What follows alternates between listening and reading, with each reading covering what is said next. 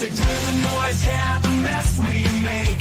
Machine Pun Kelly get caught in the fake. Facts and logic with a twist of jest. Strip it down to truth, yeah, forget the rest. Humor blows the lies right out of the park. Look beyond the shadows that set the dark. Sparks of laughter fire up the night, bringing clarity when they blur the fight.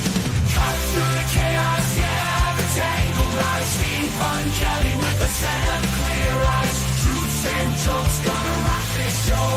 Step into light where the real facts glow.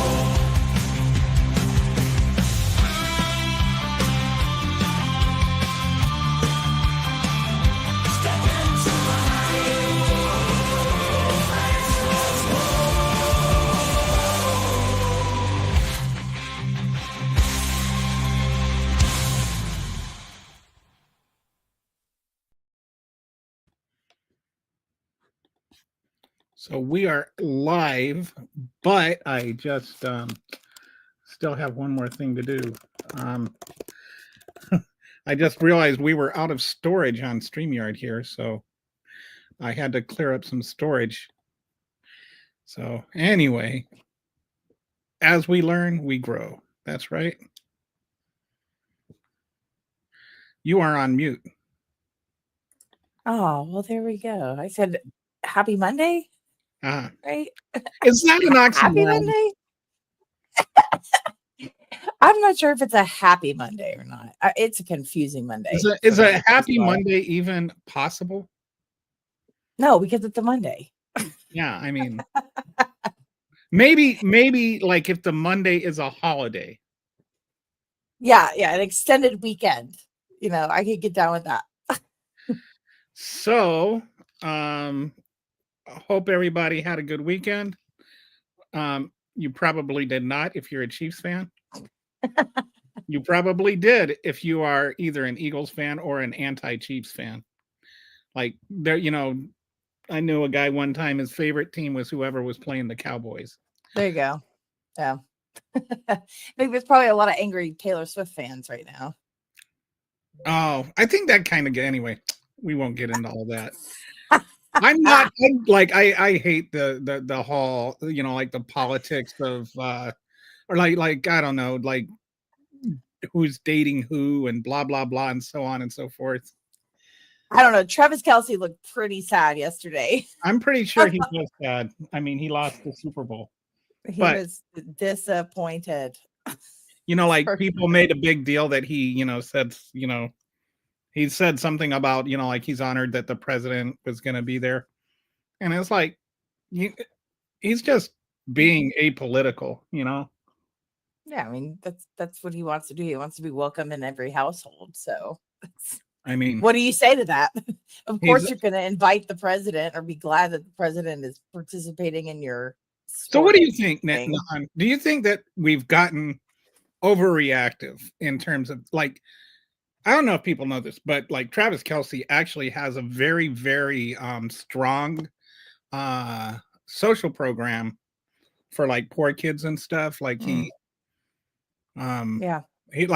donated like millions of dollars to his own money to Kansas City inner city kids and stuff like that. And he's like really, you know, sometimes athletes are like they donate their name and a little bit of you know, like they'll do a promo video or something like that, but they're not really all that involved in things. And then sometimes they're deeply involved in you know, on projects that are quite personal to them.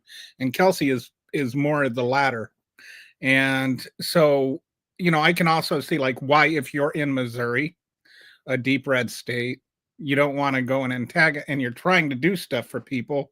You don't want to go and antagonize, you know, 3/4 of the state.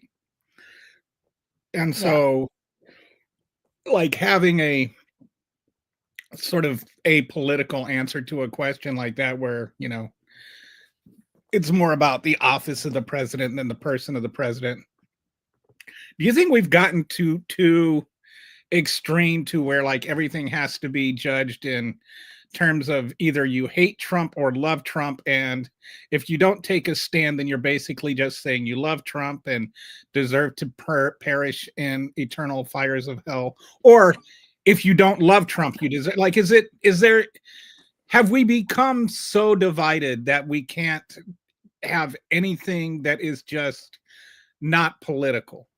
So you're asking if like is existence available for anybody not on the extremes, like or anything that isn't isn't a political thing. It's like, why we make everything political now. It's like somehow like ice cream is political or whatever. Depending on what. Well, yeah, Ben and Jerry's is political, and they said that verbatim. They are like, oh, we get this comment. Did you not see that the post that they made, that Ben and Jerry's made? They were like, oh, we get this comment all the time, like, keep politics out of my ice cream. And they're like, no, we won't keep politics out of our ice cream, because that is literally what we have been doing this entire time we have existed. So I mean, there's different ways to look at that, but I think that I'm pretty sure that the NFL, the corporation, the NFL, told Travis Kelce to say what he said. I don't think that he would have been able to say what he said if they didn't sign off on that. However, to answer your question, are things to, one side or the other? I don't know. Like, I think that, do you really think the NFL right is now censoring its players or something? 100%. Are you kidding me? What? No, I don't know. I think the idea that is happening is what's ridiculous. You think that's ridiculous? Yeah, I don't. But what is it? No. As long as it's not like they will censor. They will find people after the fact if they say something that's harmful to the league, right? But they don't say things like you're not allowed to criticize Trump. Like, that's not a. But do you not think that they're like, all right, let's like tread lightly here? Like, do you not think that they have some? I think probably more. That's what's more likely is he has an agent that tells him you don't want to step into this. I mean, yeah. And I think that we can evaluate, like, we should not evaluate a person's entire self-worth or decency or whatever based on a single statement of it's an honor to play in front of the president. Like, that is like, well, come on, you're getting too hyperbolic in your criticism at that point. Yeah, no, I think that tries to say something innocuous, and then you make the innocuousness some sort of defense of the president or something like that, and reject everything else about him. All the other absolutely no. The statement that he said was like, who can be mad about that, right? Like, yeah. I'm honored to play while the president is watching. Like, just generally speaking, it was just a generalized thing. Yeah, and I think that like there was definitely some like social agents involved in that statement, though. Like, they're like, how can we make this statement, or how can he say something that isn't going to like make either side upset about it? Yeah. And I mean, I think that there was definitely, especially when you've got like there, but conspiracies now going both ways, right? Like, first of all, like, because Taylor is like criticized Trump and he's dating Taylor, and so that's why they're dude, the Swifties love their conspiracy theory. Super Bowl is that he's dating Taylor Swift. Like, just, it's like, can everybody just set aside the like, not everything is a conspiracy, not everything is about Trump. Sometimes there are just things that happen in the world that are independent of politics or Donald Trump. Like, that's just yeah, that's a fair statement. I think that's a fair statement. But again, people love a good conspiracy theory, right? Like, whenever Taylor Swift. Actually, no, I disagree. People love a shitty conspiracy theory. Yeah. Like fair. A good conspiracy theory is like the January 6th was an insurrection, because that was actually a conspiracy. Where people that conspired together to commit a crime, that is a conspiracy. A bad conspiracy theory is that man didn't really walk on the moon or something. Yeah. They that was all filmed in a studio. Yeah, no, I agree. But I guess what I'm trying to say is that like I understand that like everybody's tiptoeing right now around like this whole experience that we're all involved in regards to Trump being president. I don't deny the fact that you know, one, that the halftime show was extremely infiltrated with notes to what the hell is happening in this country. But the fact that it was lost on people like Matt Gaetz and Lauren Boebert, like, come on, get real. But they said, what did they say in that article we were reading earlier? That Oh, something about the well, what regime or whatever. the meltdown, yeah, the bell-bottom jeans. Like, that's the thing that we're concerned about is Oh, I the didn't see bell-bottom anything about jeans. what was this about the bell bottom? You were talking about the halftime show, right? Yeah. So everybody was like really apparently like obsessing over the fact that Kendrick Lamar was wearing bell-bottom jeans. But Matt Gaetz and Lauren Boebert were like, What was wrong with wearing bell bottom jeans? I don't know. There's no boots with the fur, I guess. I don't really know. But what they're upset about the fact that there was some intentional portrayal of like issues with, I mean, it was all nuanced stuff, right? If Yeah. you watch, but you didn't watch it though. You didn't watch it. So No, I watched there the halftime was, show. I here's just what, didn't understand the halftime okay, show. Like I right. And I that's read fair. some things afterwards that helped, but I freely admit I'm rap He illiterate, said, I don't speak rap. you know, and you know, I don't speak rap. I tried to turn on the captions and I got even more lost. And then, but afterwards, you know, some people were explaining some things, and I'm like, okay, like it was obvious to me that there was some messaging going on, but I didn't know the message, which is why I was saying you know, like I don't speak rap.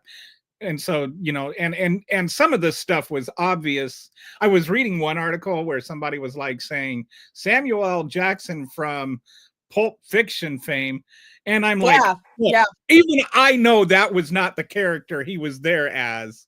It was a different Quentin Tarantino movie that he was, you know, Uncle Samming there. You know, that was Yeah. obviously the guy Right. from Django, right? With his character from Django, where he was like From the Django. house Yeah. hero, you They know? call him the house homie. Yeah, I mean that was obvious, and it's like, okay, if you're going to explain it, at least don't be an idiot. But anyway, there were some things I picked up on, and you know, like like the fact that he was, you know, rapping about being humble to the president of the United States seemed like that maybe had some target there. There were some things that I There was picked up some on. very intentional things Yeah. that went on there. Yeah. I mean, with the stage being a prison yard where I missed the stage Lamar's, being the prison yard yeah. thing, but I picked I up mean, on like, the American I, flag. my face the entire time watching it was just aghast. I was like, are you kidding me? This is on public television. Like, what? And no, like, and what are people going to be this upset about the halftime show at the Super Bowl as they were as upset as they were about the opening uh, uh, ceremony for the Olympics? Like, Oh yeah, I forgot about that. It's funny how the people that are upset about these things are the ones that defend Elon Musk's Roman salute Roman salute. at the He wants us to have his heart. the However, I just do want to say, so what Matt Gaetz, so like the clutching of the pearls occurrence here with the Republican side of things after the halftime show, Matt Gaetz said the halftime show you just wanted to watch is clearly the regime's response to Trump's historic gains with black men. That's what what is he said. what is it? Is he saying that Trump has who is the regime there? They're saying the quiet things out loud, Kelly. But who is the Like, regime? that is it. The regime. What no Oh, that's us. who, Sorry. are where the regime? Apparently. This is our response to Trump's historic gains with black men. Like, I don't get that. I really don't understand How is that that. supposed to work? It doesn't make any sense. Didn't Lamar, wasn't that announced before Trump won? Yeah. Oh, it was months prior to that. It was not like they were like, oh, well, he's now the president, let's announce the halftime show artist. No, it was way before that. But like, I mean, this guy, look, listen though, Matt Gaetz posts shit like this. Vaccines have clearly impacted the play of Travis Kelce. What? Wait, what's clearly impacted the play? Vaccines. Vaccines. That's what he posted. Vaccines have clearly impacted the play of Travis Kelce. That's what he said. And then Lauren Boebert chimes in and is like, tell me I'm not the only one needing subtitles for this. Is Matt Gaetz vaccinated? Probably. I mean, I would hope so, right? Like, I truly do hope so. You know who else is vaccinated? I don't know who. Trump. Did vaccines maybe that's what's wrong with Trump. Maybe it's the vaccines are affecting too many vaccines. Well, wasn't that funny during COVID where like people were still hosting parties and get-togethers and like whatever group gatherings, and they were like, in order for you to come, you have to prove you're vaccinated, right? But they were all like, it's like an anti-vax get-together, but they're like, make sure that you're vaccinated. You're vaxxed. Oh, I didn't see that. They were doing that all the time during like the COVID era. It was insane. I remember the COVID parties where they were like inviting people to come over and get COVID together. I'm positive. Come on over. Like, yeah, there were two different groups there. There were either the people that were like, you know, like we're an anti-vax group, but if you want to come and participate in this gathering, you have to be vaccinated, or we are intentionally not vaccinated and we want to like expose everybody at this party. There were like two different camps. The natural immunity crowd would crack me up because they'd be like, the best way, like they're arguing that the best inoculation against getting COVID is to have gotten it and gotten over it. So the best way to get COVID, to not get COVID, is to get COVID. Like, get COVID. You know what the difference is, you know, like between your idea of natural immunity and vaccinated immunity is you have to get COVID and I don't. Like, that's the whole point of the vaccination, is you don't have to get COVID. So like this whole natural immunity thing is just, what is even the point of that argument? Like, it's just dumb. I'm curious to know what they think about natural immunity when the fact that there's dairy cows now with the bird flu. Like, that's not a conspiracy, that's a fact. Who has natural immunity? Even the bovines don't have natural immunity, apparently. So, but no, this is I mean, their whole idea of natural immunity is just repeating words. Oh, it's just garbage. Yeah, it's like spray bleach on yourself a little bit more. That might help you. But really, though, Lauren Boebert chimed in because when does she not say things that she shouldn't say, right? So she said something stupid? Yeah, she did, of course. You know how I knew that was coming? Because you said she said something. It's like that joke, you know, how do you know that a politician is lying as their lips are moving? It's like, how do you know Lauren Boebert is saying something stupid? Because her lips are moving. Like, do you need to be, the only requirement to be a politician is if like breath shows up on a mirror. Like, are they breathing? Okay, they're valid.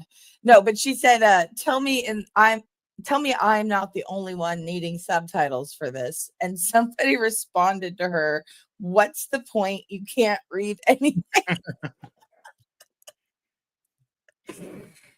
Quips among us. But really, like what Carrie Lake she posted halftime show 0 out of 10. Like, who gives a shit what Carrie Lake thinks anyways, though? I think that people are upset about the fact that they aren't well equipped in understanding the suffering of other people. And so the fact that a black guy with bell-bottom jeans on a stage escapes them, it's concerning, right? They're like, that's why I don't like it, because I don't understand it. Like, That's the problem, that you don't understand it, like, because you can't Well, relate it's not to even a something like problem if that. like I didn't No, understand it. oh, no, but not I in that think sense, that, not but in I that sense. think that the issue is they're not even curious. That's what They're I'm saying. just ready That's to what make I'm a saying. They're judgment. like, If "I'm a black offended person because" saying things they don't understand, there Yeah, must be something insidious and evil about it. exactly. That's what I'm saying. They're offended because it's not said in their language, Yeah, right? They're not, and as you said, they're not curious enough to yeah. consider that this is like a topic that they maybe should wanna know more about, Like right? they're more offended by a black man wearing bell-bottom jeans than by a Nazi doing a Nazi salute. Like that's freedom of speech right there, right? But Yeah, wearing yeah. bell-bottom jeans is like not. Hmm. Never do it. Don't do it. Don't wear bell-bottom jeans. You're gonna Although piss a lot of people off. I'm pretty sure there's there that you could find pictures of uh Lauren Boebert wearing bell-bottom jeans. Like I'm I'm just pretty sure there's probably a lot of pictures of Lauren Boebert out there that we don't want to see. Like, I, I don't want to see any of that stuff. But I mean, it's just funny, that people are upset about Travis Kelce saying what he said about Trump being there. I wonder how many people actually flipped him off this time again. Like he was at that last game and he got a bunch of people flipping him off. I'm sure there was plenty of other people that weren't happy with him being there. However, I do digress. Um, One, we're a part of a regime, Kelly, if we can like button up this whole issue. We're a part of a regime. Bell bottom jeans are dangerous. And Matt Gaetz has opinions. And there's pictures of Lauren Boebert out there. I do Um, think it was kind of funny that Matt Gaetz chimed in right after the quip about A minor. A minor, right? Well, I mean, everybody's kind of been making jokes about that since that song came out, right? Like they're like, "Oh, A minor, Matt Gaetz." I, and it's like it's a difficult thing for me. Like I look at tragedy in comedy, like comedy in tragedy for myself, because like how the hell do you get through the day if you don't Mhm. find some humor in the chaos? But like goddamn, like the fact that he even thinks that making jokes about himself being a pedophile is funny is concerning to me. Mhm. Like that's concerning to me, that it just rolls off of the tongue for him. Like what the hell? I don't know. What are your thoughts on that? Because I find that a little bit bizarre Wait, for me who is making personally. jokes about himself being a pedophile? Matt Gaetz. That's what Oh, I'm saying. Like the fact that he at wants to least like, he's not at least he doesn't have any power to do anything anymore. I know he's got a TV show. Oh, he's got a TV show now? Isn't he's on the Newsmax, I believe, Oh, or it's on, RSBN, either like whichever one of the one. fastest news networks. Yeah, Yeah. yeah. I'm pretty sure Do it's they get do they pretty like sure have he's to on use Newsmax. special cameras to get his whole forehead on the screen or Shout out to Matt Gaetz' forehead. But yeah, I think he's on Newsmax. He's on a show. He has his own show there now. forehead max? After he, yeah. So Newsmax is where, yeah, that's where he is now. So I mean, I've never watched one of his shows on Newsmax, but uh, that's his only full I have drive never that he watched has. anyone's So show on Newsmax. I haven't either. I wouldn't Why even would you? know how to watch a show on Newsmax. Um, so okay. So that's enough on the halftime show. Yeah, the halftime show is over, But and I mean, like, I thought, like, even as somebody that is rap illiterate, like, I'll tell you my perspective on it is it was clearly well thought out, well planned, and intelligent. Like that it went over my head does not yeah, mean it was stupid or that there was something wrong with it. It just means right. that like I'm not steeped in that culture. I don't know what's going on. But even as somebody that's not going on, I was able to pick up there was a lot going on. And then afterwards, I read up on some things and was like, okay, so that's what, like the Serena Williams thing or the, the American flag thing, the Squid Games thing. I still don't even know the Serena Williams thing. Like I'm still like reading and learning this stuff that like again, like that is the great thing about it is that you had no idea what was happening. And it just goes to show like how disconnected we are from Mhm. people in the Black community, BIPOC just generally speaking, and the fact that like you're challenged by being like, hey, I don't even understand what's happening here. What can I learn from this? Like I think that's an Mhm. important thing, right? I think that the fact that we're exposed to something like that is important, and it speaks to like the issues that we have already with that, right? The fact that you don't get it and that I don't get it is like, okay, there's a disconnect there, right? And Yeah. I think that it's important that we make that connection and we learn those things. And I welcome that opportunity to learn this shit. Like, you know, I don't know a lot of the things that you're talking about too. Like I said, the Serena Williams thing, I didn't understand that part of it, and now I'm learning about it, and I'm like, okay, well that makes sense to me. How dare they? What the fuck, you know? So I think that it is speaking to us as a people, right? As a country, that there's people that are so upset about what happened at the halftime show because it didn't relate to them, but it Mhm. does relate to them, right? Mhm. So You yeah, know, the this halftime show. actually this brings up. So I've been working on uh uh DEI slideshow, Mm, and I've been working on it quite a bit, and I've mentioned to it a few times. Hopefully, I will get it done today. It's really been taking a lot of thought to write the script. The script has been the hardest part, usually is. yeah. And I just want to this is not something we had planned about to talk about, but I just wanted to. So this right here, this equality versus equity meme, Mm, where equality is they're all standing on the same box, and then equity means okay, this guy is the tallest guy, he can see over the fence, the shortest guy can't see over the fence, so if you give the short guy the tall guy's box, then everybody can see over the fence, and that's equity. mm, And there's always been something that kind of bothered me about this analogy, and that's that, and I kind of like really, it kind of clicked that what the issue is you've got like the baseball game, I guess is representative of the American dream, right? And then the fence mm, mm, is the obstruction to being able to participate in the American dream.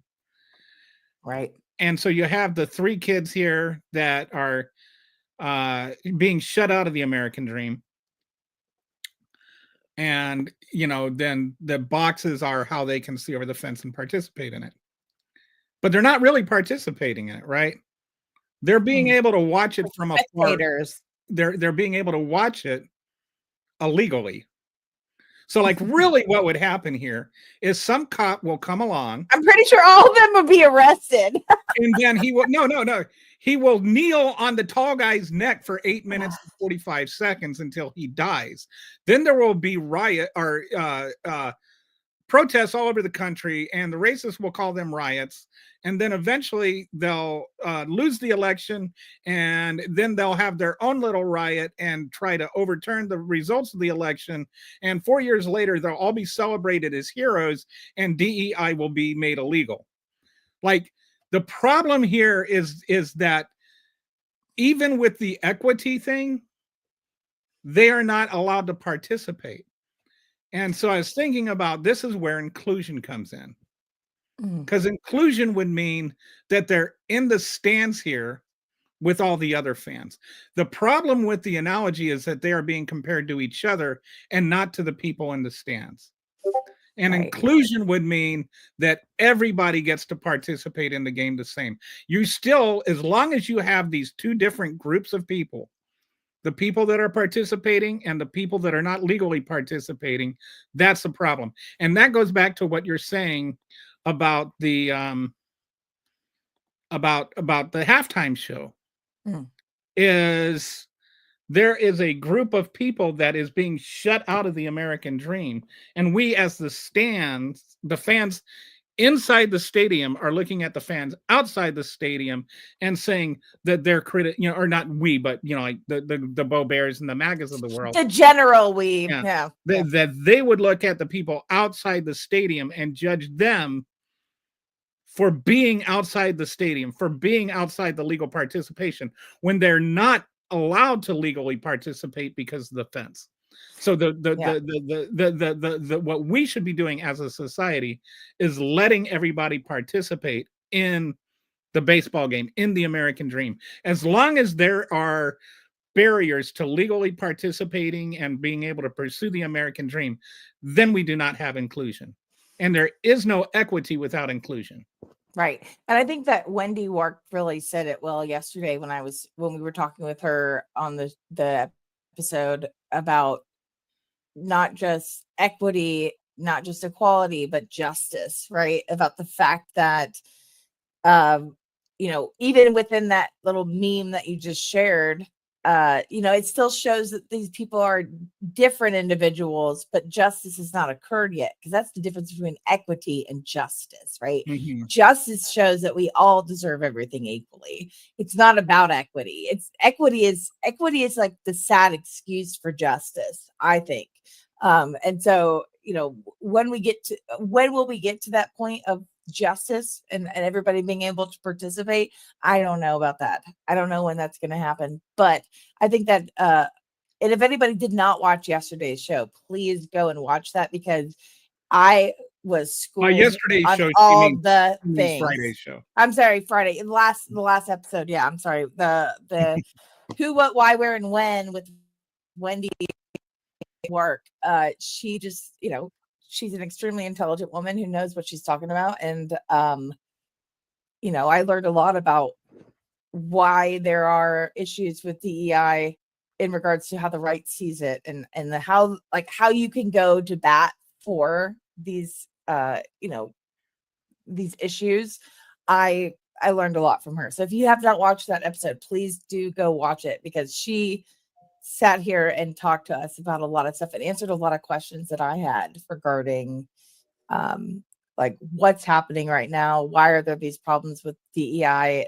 Why the administration is going and trying to fight these things that she schooled me, as I said. So she taught you. Yeah, absolutely. Yeah, I think that what sometimes we make it like, oh, they're like we almost, in this day and age, like if you change your mind about something, or if you learn something, I think we like ragging on ourselves a lot. Yeah, it's like, hey, if you're not learning, hey, I'm a fucking idiot. Like, what's so wrong with saying that though? Like, I don't, God forbid I know everything. How exhausting is that, right? Like, I can't know everything. That's the reason why we have conversations with experts in a field that I'm not privy to, that's why I count it as if I learn something, I am happy about it. Like, it's a win. I try to know more when I go to bed at night than when I woke up in the morning. As I make that a daily task. It's like, what did I learn today? Do I know something I didn't know? We need to restore pride to learning instead of ignorance. And you know what? If you change your mind about something based on what you learned, that doesn't mean you flip-flopped. It means you learned. It means you became a better person. Anyway. Yeah, there's a picture you shared. Yeah, you shared it with me on a show. I don't know, a couple weeks ago, and it's about the people that think that they know everything, right? They're like, I'm an expert in this, but if you actually try to learn about a topic, you learn that you know less than you did before, right? Yes. And that's I think the philosophy we should all go with. I always say there are the more I learn. I say there are 3 stages to learning. I think this is what you're referring to. The first stage is I don't know anything. There's a point where you're just with me in rap, I know I don't know anything, right? Then there's I know everything. You've done your cursory study, and I listened to all the albums. You got the basics, and you kind of know, okay, now I know who Kendrick Lamar is, and I know about this whole rivalry with Drake. And so you're like, oh, I know. Bell-bottom jeans. then the next stage is I don't know anything. And it's like if you ever talk to a PhD student or a PhD and you ask them about their field, they will tell you more about what they don't know than what they actually know. Because Right. once you really start to learn something, you start to learn there's this whole entire field of stuff that I had like that's like it would take a lifetime to explore what this is, and like with government, for I instance, have an you can have your I'm gonna your guy that took high school government and think he's an expert and tell you all about communism. But then you start getting into actual communism and the subtleties and or between socialism and communism and stuff like that. Like you can spend your whole life studying about governments and still at the end of it have no idea what some things are. I mean, even though you know more than most people. So anyway, I feel like knowing what you don't know is very important. And until you know what you don't know anything. That's right. So go back to Absolutely. your thing there. I missed that. Oh yeah, no, the plateau of sustainability of being an actual idiot. Oh, Here, well, did Donald Trump break that chart yet? I think maybe Is it like 84 years or whatever? it's about like the fuck around and find out graph is kind of similar to this to a certain extent. It's like what you know, so there's know nothing, competence, and expert. You have a high level of confidence and a low level of confidence. And like if that graph was extended out a little bit further, the expert and plateau sustainability would go lower on the expert level because we end up finding out we're not experts in anything, right? Like the more we learn, the less we actually know, right? We find out that we know less because of learning, right? Mm-hmm. But I think that if I want to pivot, am I going to pivot? I'm going to pivot. So talk about learning, right? We have a lot of people that are miseducated, uneducated. What is happening right now is unclear to them, right? We talked about this earlier about how you wanted us to talk about what is actually happening right now, right? In regards to the legal challenges with what Elon Musk is doing, a lot of these different things that are happening, like everybody's probably Googled executive orders, probably more than they ever have in the last 14 days. So I wanted to bring us over to this topic before we have Joe Walsh come on really quick. I know we've got like 20 minutes, but like I wanted you to explain to me, like, how do you see everything that's happening right now? Can you explain it in layman's terms so that everybody else can understand? Okay, so first of all, what people need to understand is there is a budgetary process. Okay, and I'm going to ask Joe to talk about this a little bit since he has a history as a congressman. But what happens is, let's say you work in a research facility or like a university or something, and you're doing some research on something, and you want to request funds from the federal government, so you fill out a little form explaining why you think this is important and why the federal government should pay for it. And so then you give it to your TA or like to your professor. Your professor has to sign on it.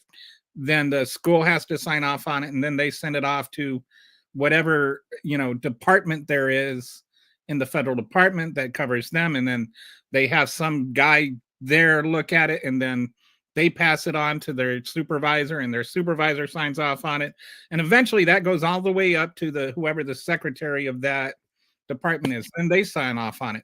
Then it goes to the president, and the president has to sign off on it. Then and there's the president has a guy that Vote is the one that I can't think of the position. Russell Vote. It's the Office of Management. OMB. Budget, right? Yeah. Mm-hmm. So then the OMB director has to, like, they look at everything and they sign off. That guy's got a guy. So then after all of that happens, a budget proposal is drafted and it goes to the Congress. And then it's not like, you always have people like, oh, did you even read the budget? And it's like 20,000 pages. And it's like, no, of course, nobody is pretending they read the entire budget. But they do have congressional staff and they do have people that go through and, and they have committees. And so, and each committee has staff members that like look through everything. And then the committee puts together a report, and then they, sit there and they decide whether or not some things are worth funding or not funding, or they tweak how much they're funding. And so then the committee has a vote, and then after the committee votes, then they put all the different little things together, and then they have a general vote of the entire Congress. And the Senate does the same thing, and then the Senate rarely will have the exact same thing as the House. And so then they have a reconciliation where they both talk about, okay, let's do this and that, and they compromise, and then they finally come up with a budget. And then once they pass the budget, it has to go to the president, and the president has to sign off on it. So it is not like this thing where it's just people like, I want $1 million for research into transgender pregnancy or something. It's not like, and then it's like you just write to the genie of the American government and you automatically get it. There is an extremely complex new bureaucracy that everything has to go through before anybody gets money. And so in the 80s and 90s, if you some people might remember, like the Republicans used to always ask for a line item veto. Okay. And you probably don't remember that because I don't know if you even existed yet. But in the 90s, like in 88 to 92, that was a big thing that George H.W. Bush kept asking for. Line item veto. And if you're Gen X, you probably remember that. And what he wanted to be able to go through the budget and veto specific things. Like right. Line items. I remember. And the reason I was born in 1990, right? Okay, so 1992, you were 2 years old. Yeah, but like I know about my history, bro. So anyway, the reason you can't have a line item veto is because in this whole process, there's compromises worked out, right? Like, okay, we'll let you have this if you have that. And so then if you have a line item veto, then that annuls all the compromises, and basically the majority party gets whatever it wants, or whoever the president is gets whatever they want, and they can just, veto everything that they don't like. Right. And it kind of it usurps the congressional power to, the power of the purse string. But effectively, what has happened is Donald Trump has just said, I have a line item veto without any legal authority. And he's not only decided he has a line item veto, he has a line item veto for every budget in history. Like, he's not even vetoing his own budget. He's vetoing past budgets and saying this money should have never been provided. And not only that, he's given it to somebody that isn't even elected. So it's right. Like a monstrously unconstitutional power that he has just seized without any judicial authority at all. And the courts are coming in and shutting it down. And while some people are saying, rightly, or like some people are asking, isn't it too late? He already has all this data. And it's like, in some ways, yes, he already has all that data, but what he can do with it and, is still an issue. And whether or not he can shut down things, like the court can say, no, you don't have the right to shut down USAID. So they might be able to save, USAID and save some of these things. So it's very significant that the courts are putting a freeze on these Elon Musk powers. Yeah, and if you can read what I just put up there, Elon Musk. Okay, I trust that man as far as I can throw him, and I've never touched him, so I can't throw him. I literally do not trust this man at all, right?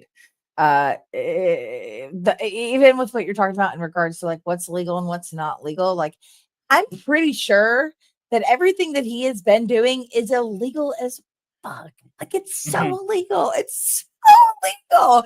How do we have a special government employee, the richest man in the world, out here just like dropping bombs on like our personal identifiable information? Like, how is that possible? What is happening here? This is not legal. I don't see that this is legal. And I think that, I think we talked about this also on our show on Friday, but like gumming up the court, like, Trump loves to do his flood the zone thing, right? But like, that's what we actually need to be doing right now, is flooding the zone with court cases and lawsuits over this chaotic, illegal shit. This is so illegal. How is this legal? How is this legal? I don't think you can explain it, Kelly. Like, I don't think that this is legal at all. It's not only not legal, it is. It's not only not legal, it's illegal. Brazenly illegal and unconstitutional. Like, just learned that there is zero room to make a legal argument for any of this. What can you read what Elon Musk posted here? What Evan Lovesworth posted? What can you read the Elon Musk text for me? Like that Twitter post? Just learned that the Social Security database is not deduplicated. I don't even deduplicated that word. Like, what does that even mean? And he says it means he's making up words. Social Security number many times over. No, you can't have the same Social Security number many times over. No, I mean, there's only so many numbers, and there's only one Social Security number per person. That's the whole point of the Social 000000001 is a Social Security number, right? It is one. But that's the thing. Like, there's only so many Social Security numbers with the ability to have it within that number structure, right? So nobody's actually going out here and like making. I'm sorry, whatever the fuck this means, though. Deduplicating numbers. I mean, I don't even know what that even means. Which further enables massive fraud. What is happening here? I'm so confused.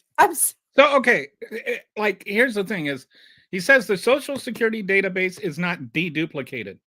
Okay, in order to deduplicate something, wouldn't it first have to be duplicated?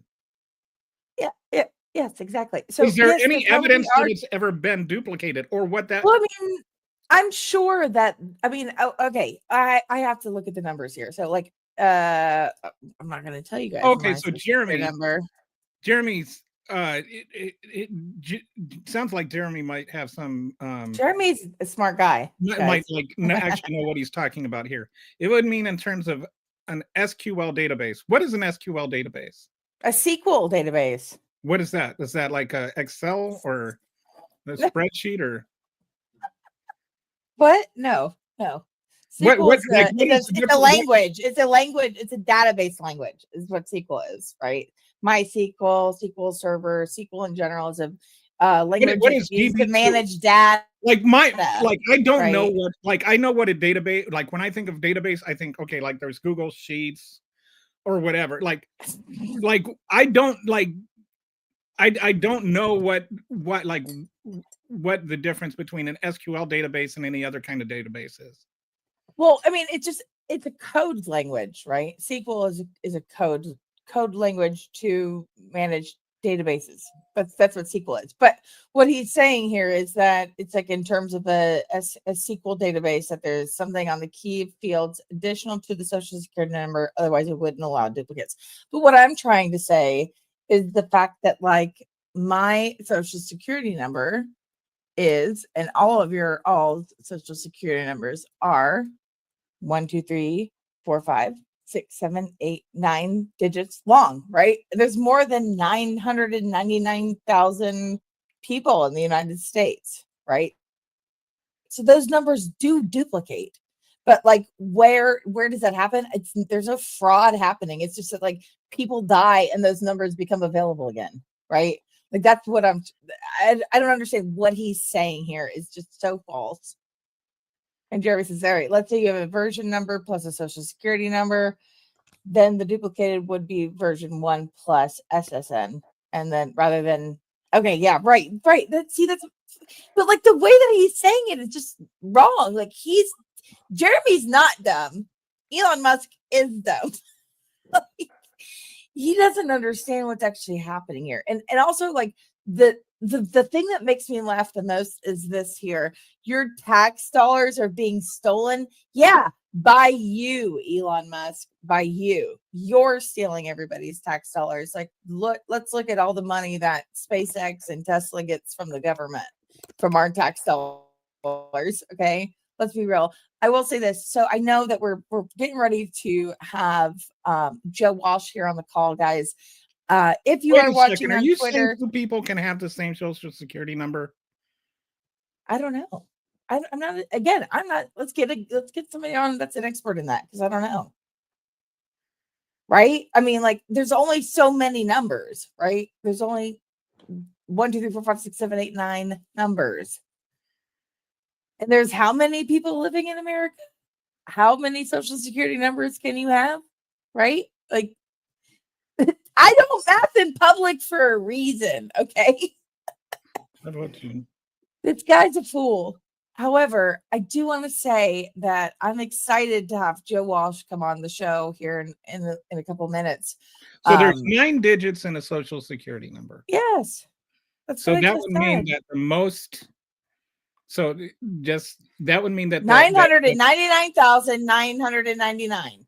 No, that would be 6 numbers. There are 999.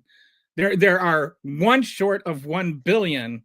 Yes. Possible number combinations.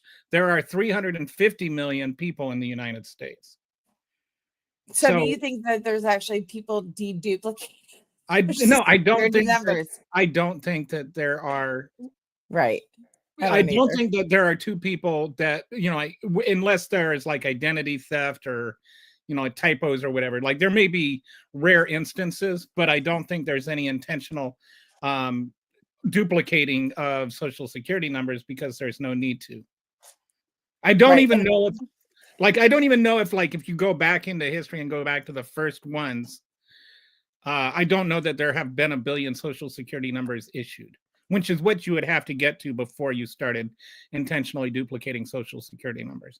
And even then, I would imagine that they would start off with people that have died and duplicating those first. By the way, do you know who Joshua Reed Eagle is?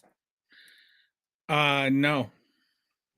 So I'm pretty sure he was like the head of or like a main dude in the Libertarian Party. But the fact that he is posting stuff like you see there on the bottom right of our screen is insane to me. He says, hey, seniors, if Elon can unilaterally override Congress to shut down the USAID, UFPB, and the Department of Education, he can unilaterally override Congress to end, what is that? Social Security. Do you really want a ketamine addiction man-child who could wake up on the wrong side of the bed to, if he uses the word unilaterally again, I'm going to lose it, decide if you get your benefits or not? This is why you fight for the separation of powers and the rule. Defend it now or face the consequences later. That is crazy that he is coming to bat for that. Just like the guy that he is. Like, he is the chairman of the Libertarian Party. This guy, Joshua Reed Eagle here. But like, so the chairman of the Liberation Party is saying that they're going too far. No, Libertarian Party. Yeah. Like, when I start agreeing with Libertarian, right, completely wrong. I know, it's like, make it make sense. Like, how can I? That's what I'm saying. Like, I read this from this guy, and I've seen a lot of his other posts on Twitter, and I'm like, I can get with this. Like, and that's concerning to me. I mean, I think it should probably be concerning for everybody about the fact that, like, even people that we don't agree with are unilaterally upset with this.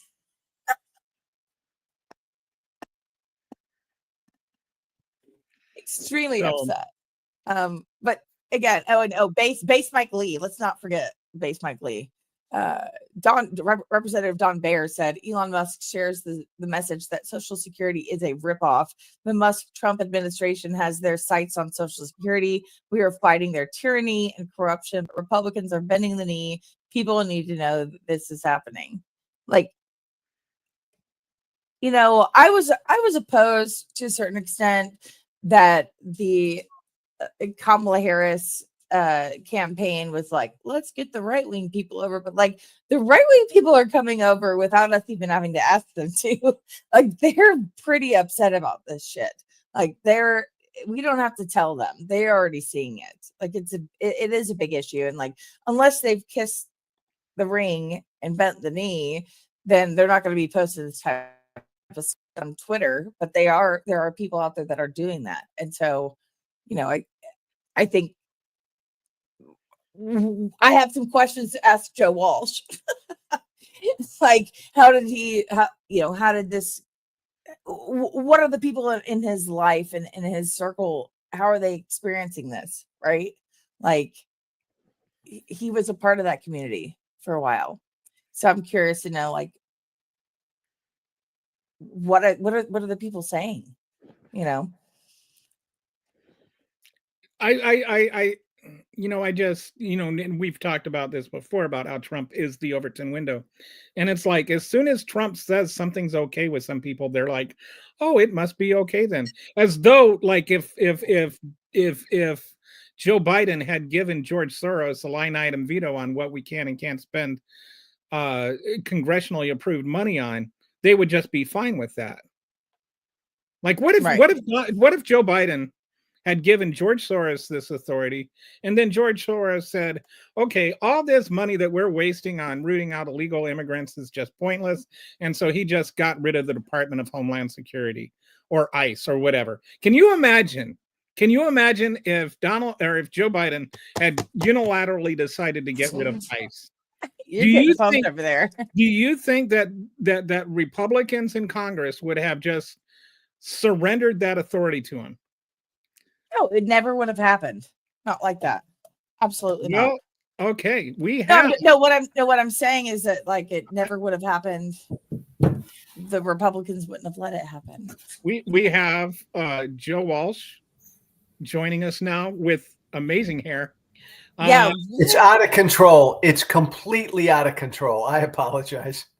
So I want to introduce Joe, and anybody who is familiar with both of us will know that ideologically we are not exactly twins. We are not brothers.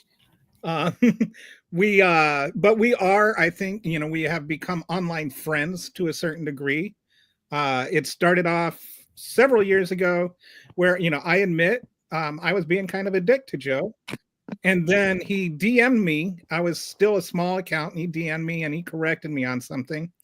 And I took that correction. I was like, okay, I understand now. And I stopped being a dick. And then we started having, like, we would debate occasionally, but it was always respectful. And, we learned some things from one another. And I think about a year ago, I came on Joe's show. And then somebody requested that I have Joe on, and so he has returned the favor, and that's how we got here. We don't agree on everything, but I think we agree on some things now, and I think mostly we just agree on there's a real advantage to civility in debate. So, welcome to the show, Joe. It's great to be here. Mahan, did I pronounce that right? It's Mahan. Yeah, that's right. Great. Glad to have you here, Joe. Great to be here. And look, my friend, there was plenty back then that I deserved to be called a dick about. So don't take it all back. So the first thing I'd like to do is congratulate you based on transitory properties on your Super Bowl win last night. Because you share a name with the former guitar player of the Eagles and the Eagles share a name with the Super Bowl winner. So by Boom. transitory properties, you won the Super Bowl last night. Congratulations. I haven't watched a lot of football lately, but I did watch. I'm just tired of the Chiefs. Good to see the Eagles win. What are your thoughts on Yeah. Joe Walsh, the guitar player, and how often do you get confused with him? A lot. You could argue maybe when they write the history book, the reason I got elected to Congress is because people thought they were voting for the other Joe Ah. Walsh. Yes. But Does that's your okay. Maserati do 185? I'll take it. You know what? I was never a huge fan of him, but I did always love the Eagles. Were you an Eagles fan? I was an Eagles fan, and I really like Joe Walsh James Gang. specifically too. I really like I like his singles and his contributions to the Eagles. I reached out to him each time I ran to see if he would endorse me and maybe do a commercial with me. His politics weren't mine back then, so he didn't do it. But we're actually more closely aligned than you think. He's pretty libertarian. I'm pretty libertarian. So yeah, I can see that. He's lived a far more interesting life than I have. So now the next question I have in terms of an icebreaker is I was thinking about this yesterday. If they were to do a remake of Being John Malkovich, but they were to use a different actor or actress, who do you think would be a great actor or actress to be the new Being? I was going with Being Christopher Walken. I think would be great, but I'll throw a curveball and oddball. Brad Pitt. Being Brad, that would be a good one. Yeah, Being Brad Pitt. Brad it'd be Pitt. hard to not look in the mirror all day if I were Brad Pitt. That sounds like a long day for me. I've been really into Brad Pitt lately. I to relax and get away from politics, I watch movies. That's my drug. And I just Once Upon a Time in Hollywood from a few years back. I love Brad Pitt. I think because he's so fucking good looking that we've never appreciated. He's pretty decent. He's already like 61 years old. Isn't that amazing? It is. It is Incredible. Aren't you about the same age? Yeah, he and I are the same age. Nahan, you're a kid. You're a punk. What? Come on. I'm in You're my a mid-30s. Give me a break. 30s. Oh my God, 30s. 35 this year, mind you. Oh, what a baby. What a baby. Do you You got consider the yourself whole world in front of you. okay? Do you consider yourself I hope more so. Gen X or baby boomer? Because technically you're a baby boomer, but I would like Yeah. I like sometimes I know there's like this whole Generation Jones thing or whatever. But do you identify more with boomer types or Gen X types? I not boomer. So like I would be on the very, very tail end of the boomers. So I don't identify much with boomers. I think of the 40s and the 50s, right? Yeah. I think so we're on the very end. like if you grew up and like you remember identifying with the kids in the Breakfast Club or whatever, you're Gen X. It doesn't matter. Gen X. Well, so I went to high school in the late 70s, early 80s, college in the early mid 80s. Yeah, I don't identify as a boomer. Also, speaking of which, I was reading up on your wiki page, Huh. and this is a great segue into the next thing. You went to first of all, you went to Grinnell for a while, right? Tiny little school in Iowa. Yeah. My one of my best friends in the whole world went to Grinnell. Shut up. I've actually been there to visit her. Do you know roughly what years would she have been there? This would have been would have been 91, 92, somewhere around there. After me. Okay. So, but great school. Great school. In the middle of nowhere. Really, really was a nice school, and like nice little community too. Cute, quaint little town. It was, and again, our politics. When I went to school in the 80s, Reagan was president. I loved Ronald Reagan. Don't you two get mad at me. Everybody knows this. Yeah, surprise, surprise. Everybody knows this. But when Reagan won each time, the entire campus wore black armbands because it was a very liberal place. Mhm. So I organized a group of us who wore red, white, and blue armbands. But what I loved about it was a very political campus. I love that. So, and then Yeah, I do love that. and then you actually eventually you go to grad school at University of Chicago. I went to grad school at University of Chicago, got a degree in public policy. So that must have been a really conservative education for you, he said sarcastically. Very sarcastically. Now, the business school there is very conservative. You're Yeah. right. But no, I went to the public policy school. It was, more left of center. But I loved, oh my God, I love that. Have you ever been on that campus? Oh yeah, yeah. Love. Yeah. Another fantastic campus that I actually know several people that either went there or were professors there. Yeah. And some of them played pickup games with Barack Obama while they were there. It's such a cool place. It's an academic place. A very heavy grad school community there. I love it. Yeah. I don't know if I would have gone there as an undergrad because it was pretty intense. Yeah, I have another really close friend that was there for grad school. Yeah.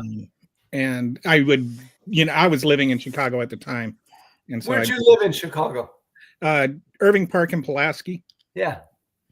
So, Yeah. and I was, I don't know if you know this about me, but I was a youth minister in the past life, and mostly worked with college students. And I just sit down and have Bible studies with them and stuff. Yeah. But one kid that I used to meet with quite regularly worked on your worked on your campaign. Seriously? 2010. He was a big fan of yours. Yeah, Who that's was that? Huh? Who was that? Who? Oh, I don't even remember his name. This was that's wild. Yeah, this was back in the day. Oh my God. I was talking about how you're not like other Republicans and stuff. Even back then, he could see a glimmer of hope. A glimmer. It's like silver linings. He went to Northwestern. Somewhere. Yeah. So. No, I've got. By the way, Joe, I've got a list of the names that I want you to tell me if you're friends with them or not. Are you ready? Fire away, you. Cindy Yates. Are you guys friends? Oh my God. Talk about a blast from the past. I mean, He was 87 years old when I ran against him, I think. Yeah. Yes, he was. He was. Oh my God. The incumbent. He was the incumbent when I first in the ran for 9th Congress. district. 1996. Northwestern was in that district. It was a very liberal district, but I ran because I was pissed off because this guy had been in Congress since 1947, and like nobody ever saw the guy anymore. That just pissed me Yeah. off. They tried to tell you were going to use the age card on him, and you were like, "No, I didn't do that." He's, even Yates said age was not the factor in any. We did do some funny things though. I rode my bicycle around the district to show our difference in ages. We also offered, I think, a $10,000 reward for the first person in the district who could see Sidney Yates in person. Yeah, because he never came back home. A cake decorated with 87 candles. Yeah, but I lost. You lost. Well, I mean, we all lose sometimes. What about Newt Gingrich? Are you guys buddies? Newt with Gingrich? Mm-hmm. In the day we were, when I first went to Congress, and he helped get me elected. Just a jackass he's turned out to be. He's an absolute piece of garbage. He's old. I would say. You know what? I wanted to ask you about a little bit. Huh? When you were like part of the Tea Party thing, right? The Tea Party. Damn right, loud and proud Tea Party. So, and according to your wiki article, you had more town hall meetings. I mean, this is like you actually. This is being what you claim to be. Doing what you say and saying what you do. You had more town hall meetings than anybody else in congressional history. That's my when I die, I want that on my tombstone. It's funny, but that's the I thing. held all the congressional meetings, town hall meetings of all people on your tombstone. I'll make sure that happens. Done. Make that happen. That's the thing I'm most proud of, because I barely won. I won by 290 votes. Half the district hated me. So I came home all the time and said, anybody, come get in front of me. I'm going to be here. I'm going to be here. Come ask me questions, even if you don't like me. And so I did it 332 times. It's the thing I'm most proud of. So do you think this is, like, a lot of people are asking what the Democrats can do right now because they're in such a minority. Do you think they should take a page from your playbook and have town hall meetings and really get out in front of people's faces, whether they voted for Trump or whether they voted for Biden or whether they voted for somebody else, and just talk to the voters and bypass the media and speak directly to the voters the way Fuck you do? yeah. Hell yeah.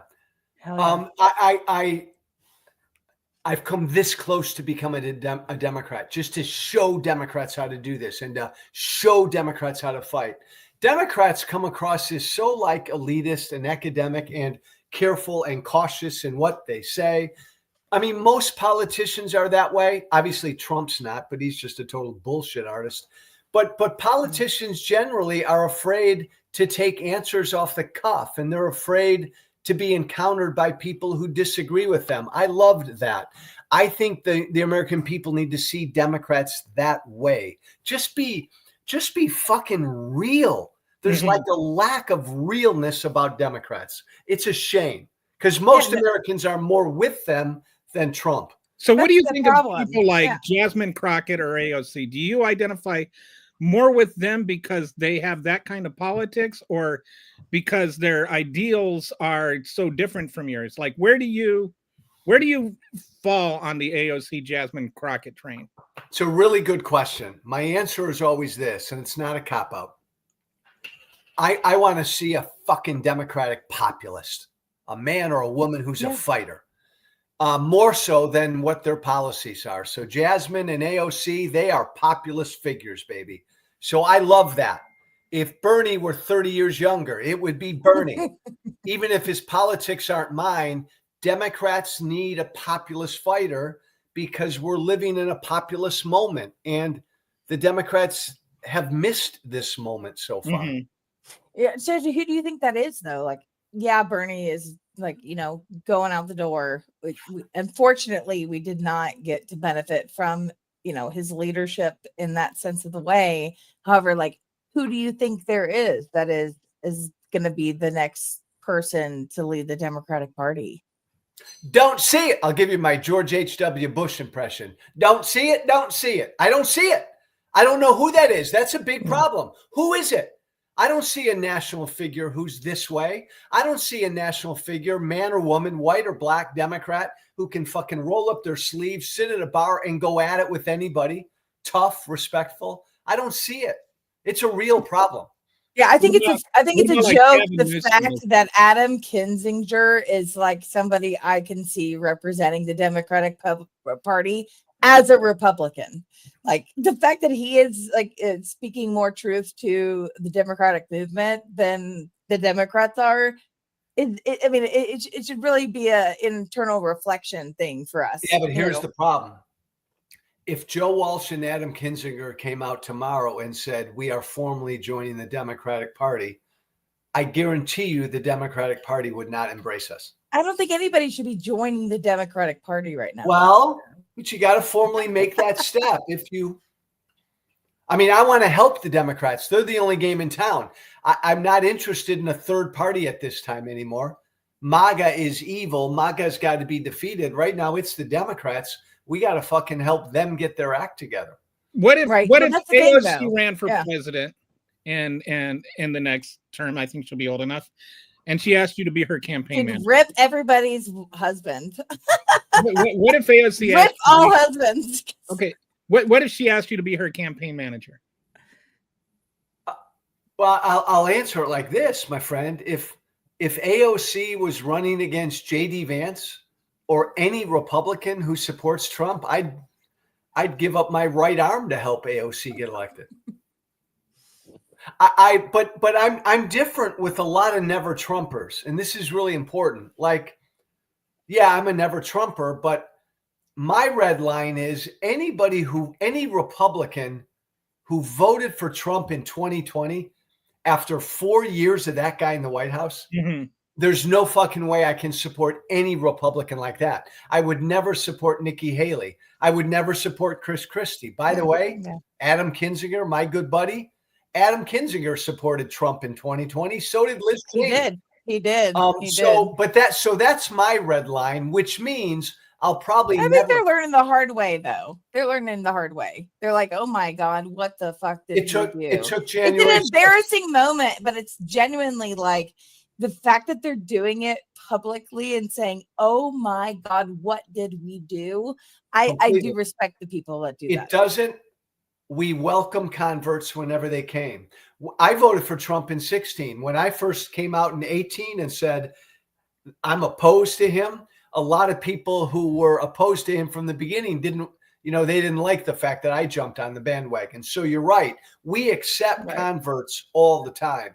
I just don't think I could probably ever support a Republican again because I believe they're such a threat. So I'd support there's no existence of the Republican Party anymore. It's funny that the people that were being called rhinos are like now a part of this rhino party. Like there is no, where are the Republicans? Where are they? Like, there is no such thing. And it's disappointing because I'm all for, conservative efforts in regards to the government. Like I'm not a Republican. I'm also not a Democrat though. I'm just a person that has thoughts and ideas and feelings. And the fact that I can't find a single Republican. I mean, Cassidy disappointed me with RFK nomination. He voted to push that to the Senate floor. Like I couldn't even find faith in that man. Like where are the Cowboys? Like Nahan, you know where they are? Where are the people? You know where they are? They left. We left. There's no room in the party for people like us anymore. Elon is taking over Texas. That actually is a question I wanted to ask you. And that's like the way that they talk about rhinos. And like to them, you would be a rhino. But to me, Trump is the rhino. No. I'm pretty sure Joe Walsh is a traitor to the Republican Party. Yeah. But that you're right. Not even a rhino. When they say rhino, they're referring to anybody that doesn't toe the Trump line, that is now or ever was a Republican. But really, and this is interesting because I was thinking about like with Hitler, and not getting into accusing anybody of being Nazis or anything, but you'll have people that will be like, Hitler was really a socialist because the National Socialist Party, and it's like Hitler took over the National Socialist Party. He was not a socialist. The poem starts, first they came for the socialists, right? Hitler hated Christians too. The point is there is a takeover of the Republican Party. And Trump has taken it over, and the MAGAs have taken it over, and they want to talk about rhinos and being they're the ones that are actually Republicans in name only. And the most recent example is this whole Musk thing where with Doge and all that, Doge or however you pronounce it. Like they to me, that is so anti-conservative to give such unilateral power to the executive branch to annul the entire power of Congress. Anyway, what are your thoughts on all of that, on the current state of the Republican Party, and how is it even still a conservative party? I don't think it even exists anymore. No. In the dinosaur days, and I was a Republican my whole life until about 4 or 5 years ago, you were what you were based on where you stood on issues. So I was a crazy Tea Party right-wing guy. And I would go after the establishment Republicans, and I would call them rhinos based on issues. But once Trump came on the scene, issues no longer mattered. So you were either a rhino or a real Republican based A on rhino or a dino? or a dino based on where you stood on Trump. So it didn't matter if you wanted to cut taxes or raise taxes, give money to Ukraine or not, strengthen the border or not. Where do you stand on Trump? Remember when he ran for re-election in 2020, Trump, first time in party history that a party did not have a platform. Like where they stood on issues. Donald Trump was the platform, still Bingo. is. But actually, Joe, I say nowadays that Trump is the Overton window. Oh, complete. And everybody asks me all the time. No, I've been saying this for a long time. That party is never coming back. My Ronald Reagan party is never coming back. A party of free markets and free capital and capitalism and free speech and opportunity. Blah blah blah blah blah. That party's never coming back. Not in my lifetime. Ever. Do we well, I mean, like, do you think that it's even something that could exist in this day and age? Anyhow, though, I don't think that. I mean, again, you guys got the gray hairs and I don't, right?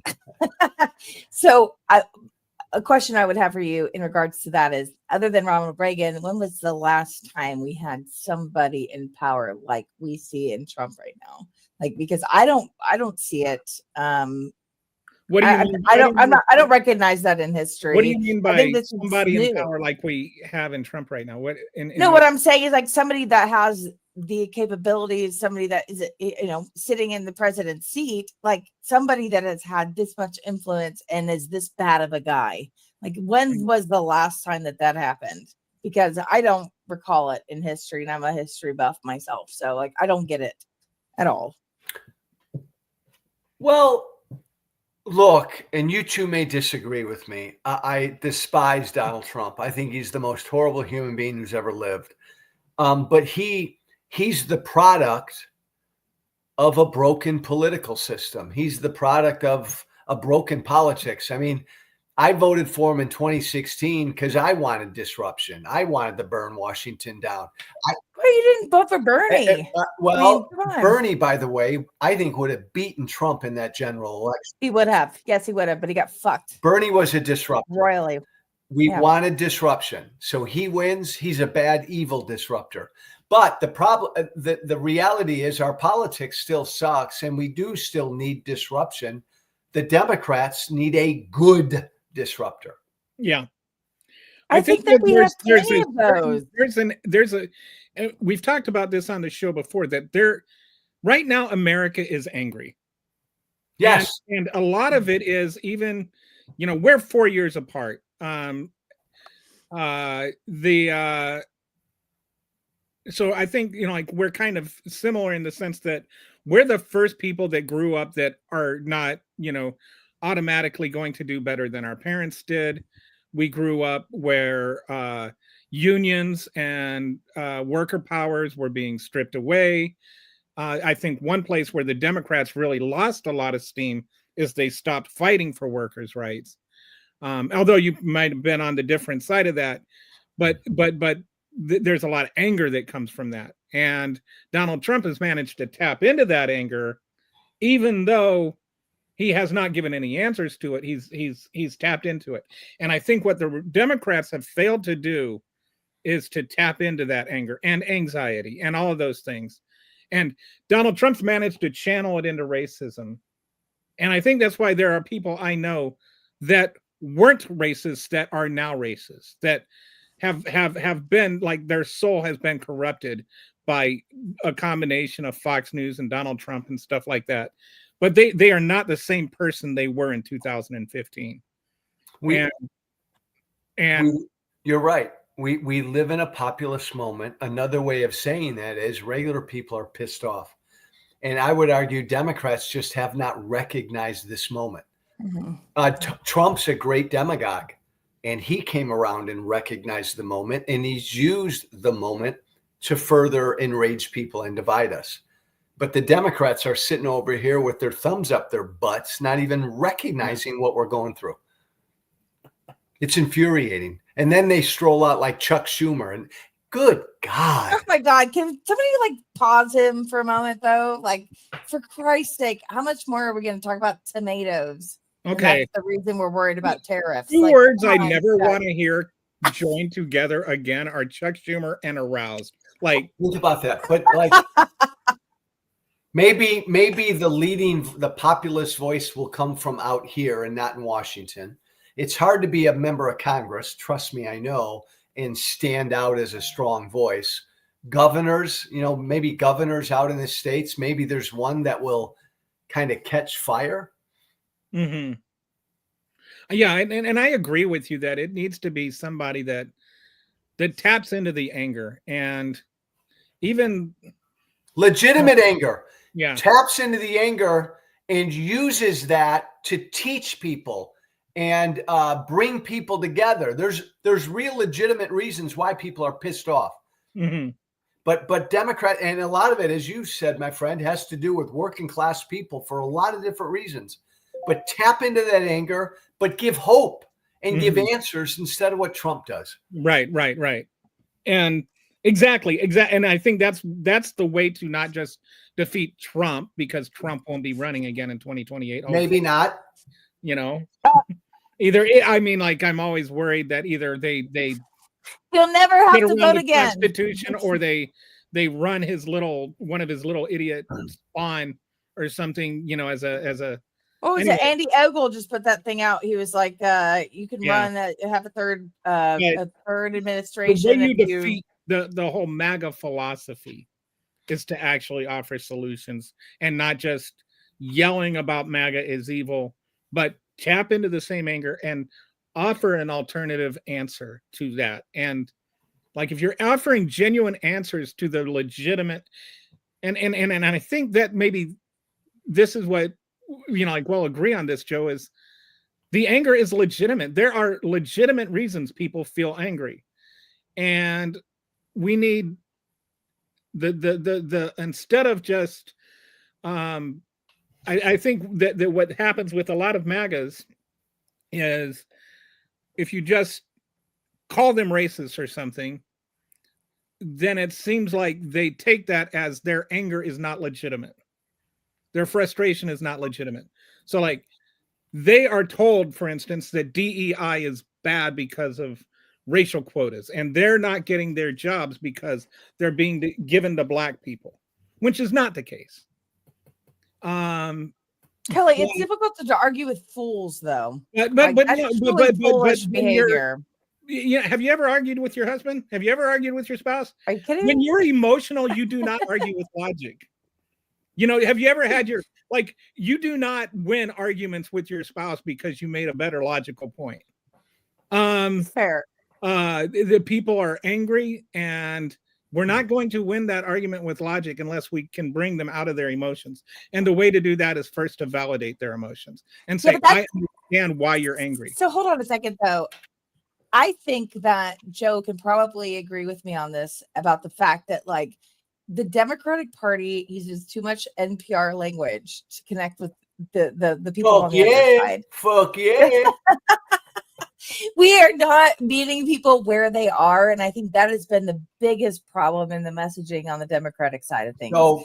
I don't think that there's no doubt about it. Like, they're like, oh, you want to explain things to me like I'm I have a master's in something, when most of the people that we want to bring over to our side don't even have a college degree.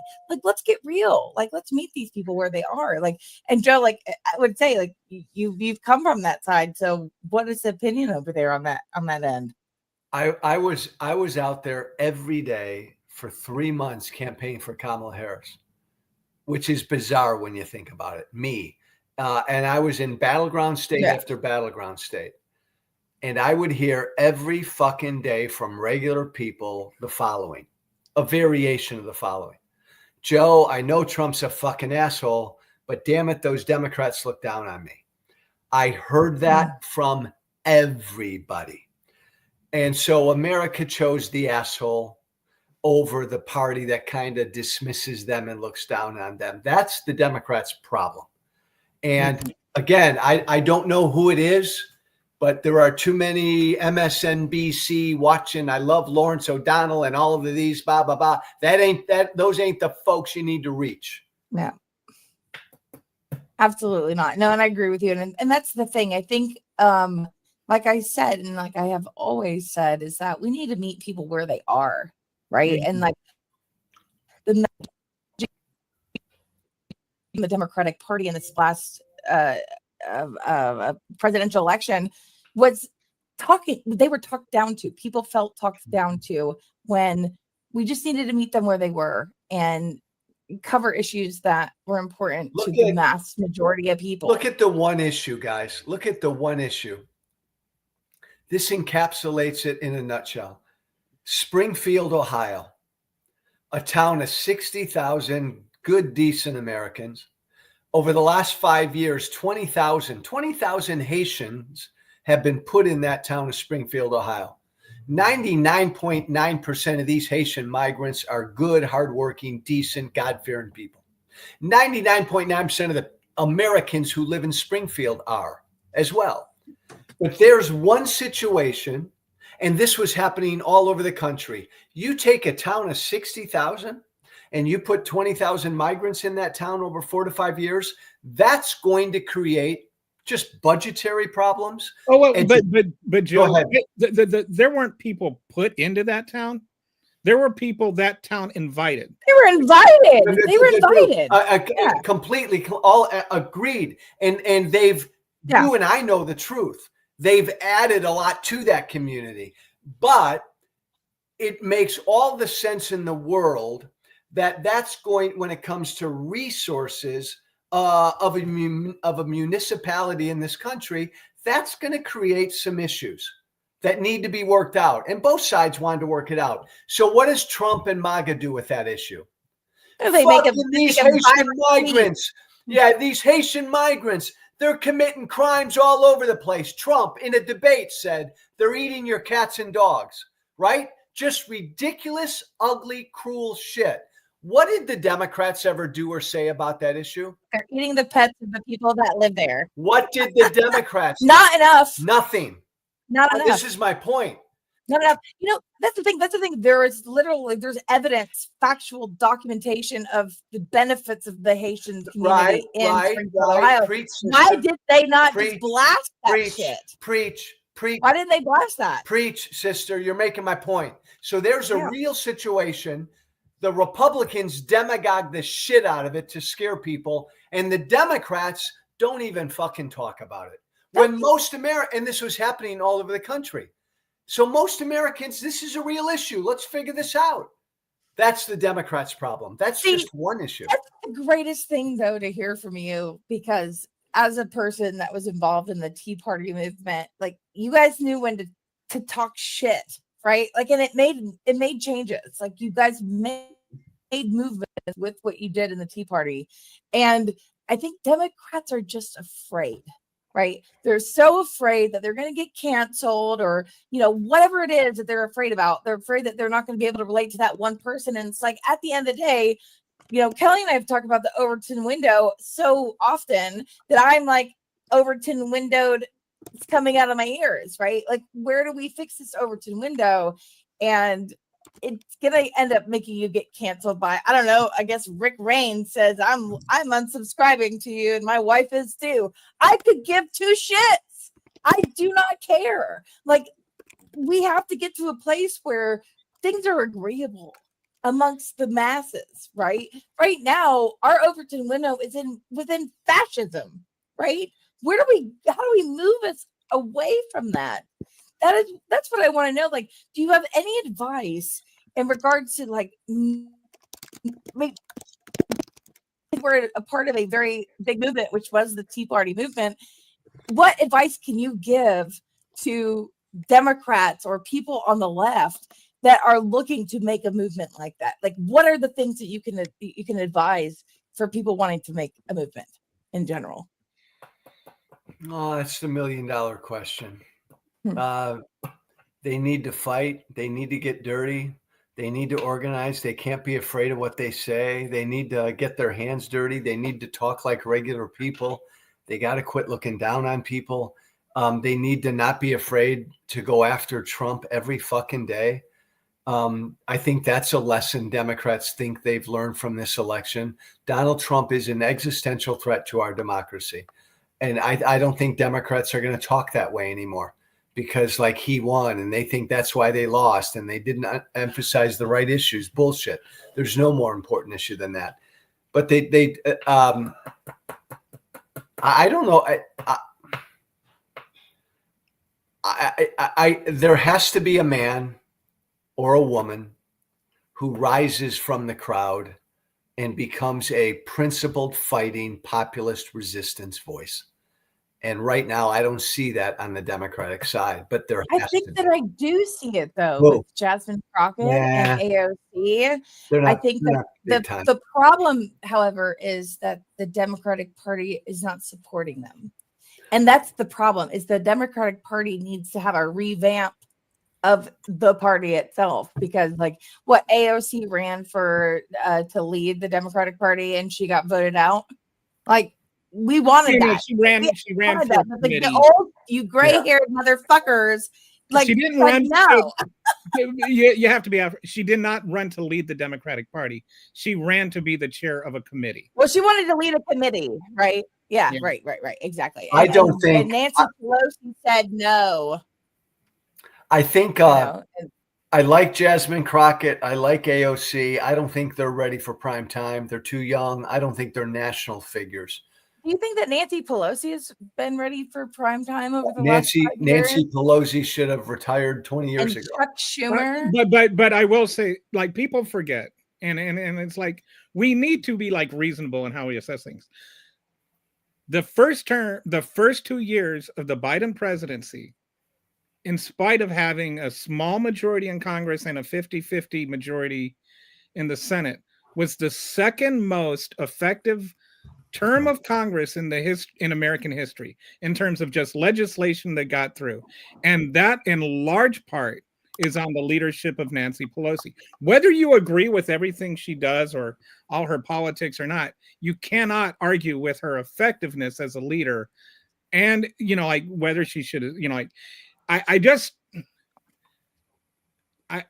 like, and I'm not arguing that she should be the Speaker of the House or she's still leading the Democratic Party. I'm just arguing she was pretty good from 20 and 20. Kelly, she was also great. Pelosi was also great.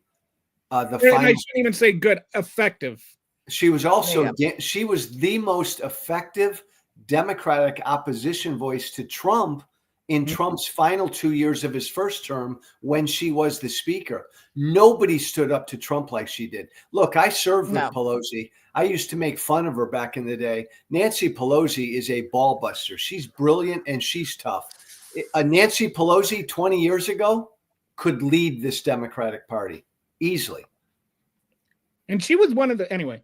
But it's not 20 years ago. It's 2025 right now, though. That's I agree. She should retire. I think that the Republican Party won with the youth, right? That's where we need to win with the youth. People like Nancy Pelosi telling AOC that she can't be the leader of a committee doesn't fare well to the youth. Like I'm 35, I'm 35 this year. So like I see what the youth is seeing. Donald Trump did not win with the youth. He did better. That's all. Better with the youth. He did better with the youth, though. He did better with the youth than he did. And not because he went on Joe Rogan or because he did podcasts. Kamala Harris won that generation 2-1. Like, let's not get carried away with repeating really bad Republican arguments. And by the way, let's not get carried away with Trump's victory. Yeah, there was no mandate. It was a very small victory. Real. There was no mandate. I got to tell you something. I don't blame Kamala Harris for any of it. I fucking blame Joe Biden for 99% of it. Shame on Joe Biden. Joe Biden ushered back in Donald Trump. He's a selfish, bitter old man who stuck around, who put himself before his country. I blame Biden, not Kamala Harris. She ran a very good campaign. So Kelly might disagree with you on that. I agree with you though. by like campaigning with Democrats and things like that, ideologically, are there any places where you found yourself moved to the left, where you've like had discussions with people and just kind of adjusted your worldview on any issues? Absolutely. I've said this over the years. I mean, I'm still a Tea Party guy. I'm a libertarian guy, but my God, my views on the climate have evolved by listening to people. My views on gender have evolved by listening to people. My views on race have evolved by listening on people. My views on immigration have evolved by listening to people. Yeah, absolutely. I'm no longer, I was a Tea Party asshole. I'm no longer an asshole, but I've also gotten pretty woke with some issues, and I embrace the word woke. So I you're woke up. you're more What's wrong with being more awake, socially right? liberal, but you're still politically or fiscally very conservative. Is that how you would describe it? Yeah, except like on some of the social issues, Kelly, like I'm a big Second Amendment guy, but again, I'm generally leave me alone, let me live my life, stay out of my bedroom, stay out of my boardroom. I'm that kind of guy, so I can own that gun. I can say whatever I want to say. So yeah, I'm generally that.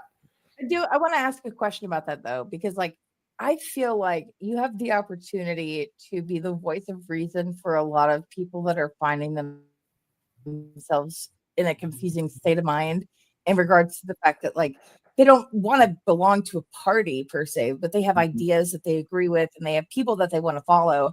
So in regards to what you just said, you have changed your mind and become a little bit more woke. I will ask this for the Gen Z party, which I am not a part of, about your opinions on abortion, because you have had some opinions about that. And I think that That's actually an interesting.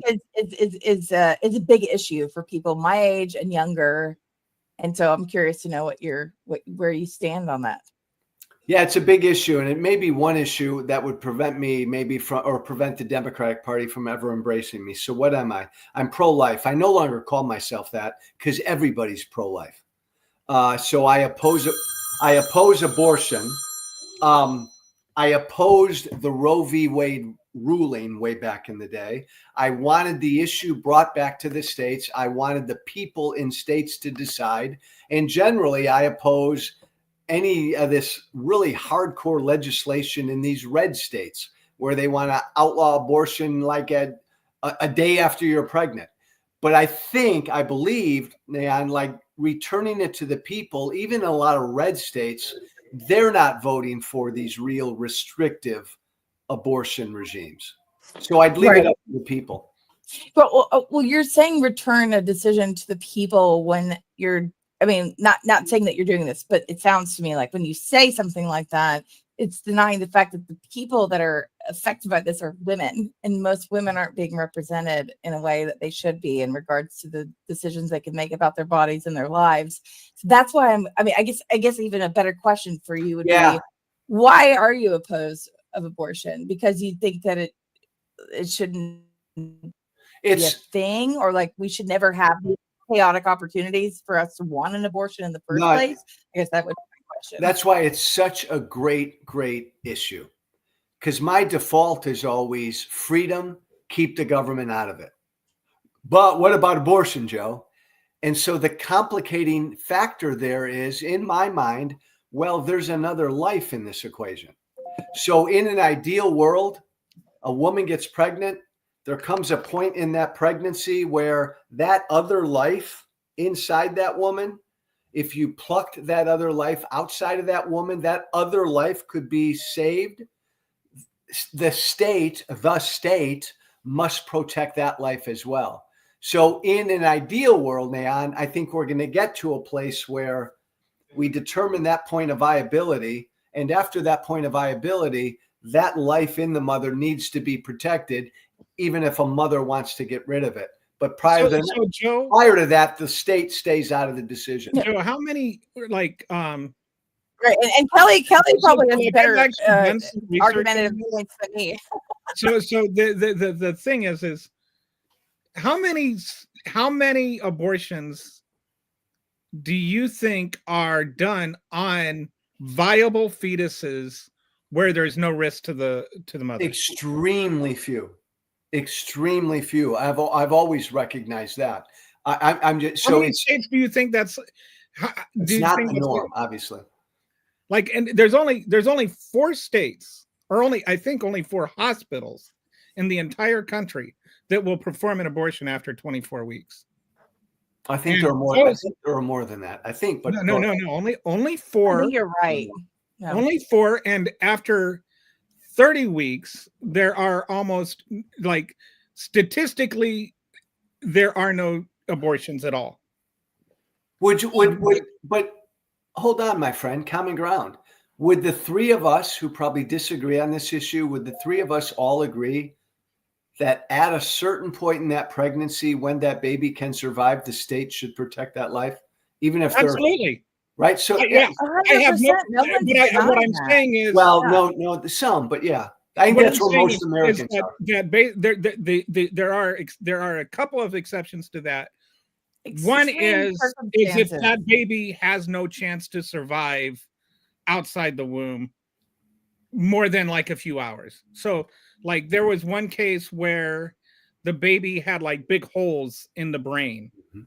and it was going like the mother would risk her life to have the baby, and it was like 28 weeks pregnant that she found out. Because what happens is there are some tests that they take at 20 weeks, but they're not conclusive, and then they retake the test at 28 weeks and they find out, oh, this is actually. So do you think that a mother should have to risk their life for a baby that's going to live for 2 weeks, or live for 2 hours, I should say? Like, is that like there would you agree there's some gray area there? Oh God, yeah, Kelly, yeah, absolutely. So I think mostly what you're talking about when you talk, there are very, very few viable babies that are aborted, or where it's even legal to abort them. So I think that your question is valid, but I also think that it's a bit of a straw man, in the sense that nobody's arguing the other side of that. Nobody's saying that women should just be able to abort viable Well, I babies, think and it's not really a legal issue anywhere. No, I know. I think there are some extreme left voices who say that. I think there are more extreme right voices who will say from the moment of conception, blah, blah, blah. There might be some extreme left voices, but I think there's no one running on, like there's no like there's no one with any power that's saying that. I think most Americans are where all 3 of us just kind of landed. And I think America's going to get there. And I think because of that court ruling so many years ago, it denied America the political fight that America needed to have about this, because I think we'd already be there, even in the reddest of red states. And I think we'll get there. If I can sit here and be just like a total asshole here, I'm listening to 2 old white men talk about my rights as a woman.